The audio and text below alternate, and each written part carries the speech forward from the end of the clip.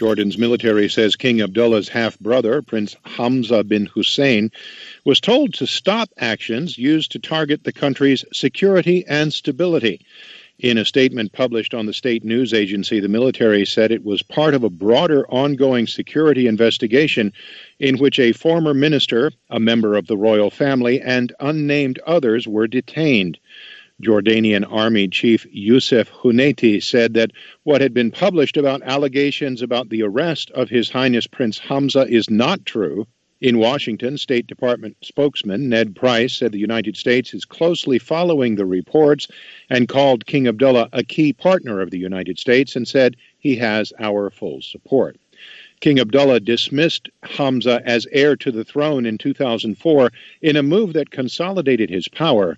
Prince Hamza has been largely pushed into the political wilderness since he was dismissed as crown prince. Pope Francis has urged his coronavirus-weary flock to not lose hope even through the continued dark months of the pandemic as he celebrated a scaled-back Easter Vigil service at St. Peter's Basilica on Saturday. Due to social distancing norms, only about 200 masked people were allowed to attend the service, which marks the period between Christ's crucifixion and his resurrection on Easter Sunday.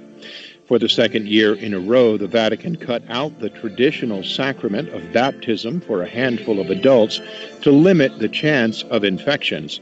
Usually a long, late-night ritual, this year's vigil service started earlier than usual to respect Italy's 10 p.m. curfew. Security forces in central Myanmar opened fire on anti-coup protesters Saturday, killing at least 5 people. We get more from AP's Sarah Bassett. Human rights group Assistance Association for Political Prisoners says mounting violence since the February 1st military takeover has killed at least 550 civilians, including 46 children. Nearly 3,000 people have been detained or sentenced, according to the group. Threats of lethal violence and arrests of protesters have failed to suppress daily demonstrations across the country, demanding the military step down and reinstate the democratically elected government. I'm Sarah Bassett. The Associated Press has learned more about the man who rammed a car into 2 police officers outside the U.S. Capitol Friday, killing one of the policemen. AP's Ben Thomas has details. A U.S. official tells AP Noah Green had been suffering from delusions, paranoia, and suicidal thoughts. Police shot the 25-year-old after he jumped out of a car, knife in hand, and charged the 2 officers he struck. He later died at a hospital. The official tells AP investigators have spoken with Green's family and are focused on his mental health as they work to identify a motive. Meanwhile, the officer killed has been identified as William Evans. Known as Billy, he was an 18-year veteran of the Capitol Police and a member of its first responders unit. Ben Thomas, Washington. At least 10 people were killed on Saturday when a suicide bomber struck makeshift kiosks in the Somali capital Mogadishu hours after al-Shabaab militants had attacked 2 National Army bases outside the city. An information ministry spokesman said a suicide bomber blew himself up under trees where poor mothers sold tea, milk, and the narcotic leaf khat. Ismail Mukhtar Omar told Reuters news agency that more people were wounded in the attack. Earlier, Somali military forces and al-Shabaab militants clashed in early morning attacks in the southern region of Lower Shabelle on bases in Audigle and Beriri, some 30 kilometers apart. Heavy casualties are reported on both sides, but numbers are difficult to confirm. A procession of floats carrying the mummified remains of 22 pharaohs, including Egypt's most powerful ancient queen, snaked through Cairo Saturday evening in an eye-catching parade to a new resting place. The mummies will undergo 15 days of laboratory restoration before they are showcased individually in their new home in an environment reminiscent of underground tombs.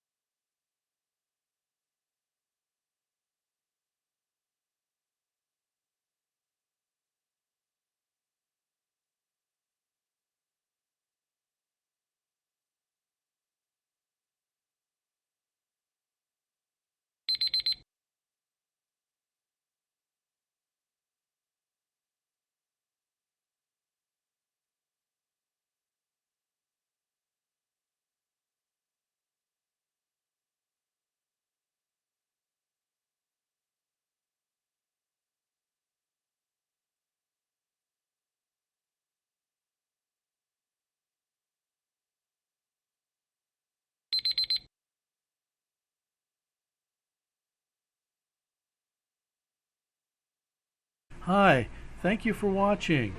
I hope the videos are useful for you. Please subscribe to my channel using the button below.